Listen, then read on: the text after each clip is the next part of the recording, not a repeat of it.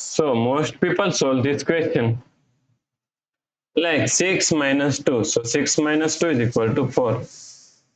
Then 5 minus 2. So 5 minus 2 is equal to 3, right? Now 4 times 3. So 4 times 3 is equal to 12.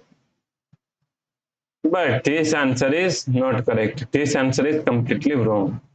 So now let's solve this problem correctly by using a PEMDAS rule, right? So PEMDAS, P-E-M-D-A-S.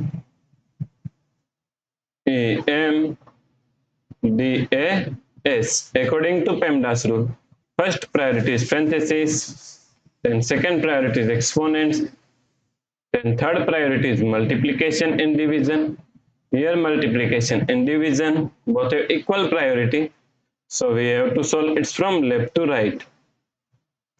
Then fourth and last priority is addition and subtraction. Also addition and subtraction both have equal priority, so we have to solve it from left to right. So in this question, here we have subtraction, here multiplication, and here we have one parenthesis, right? So according to PEMDAS rule, first we have to solve parenthesis. So now 6 minus 2, now solve this parenthesis, 5 minus 2 is equal to 3. So times 3, right? Now here we have subtraction, and here multiplication.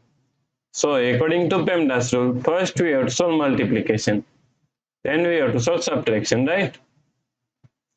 So 6 minus, now 2 times 3 is equal to 6. So 6 minus 6 is equal to 0, right? So the correct answer is 0.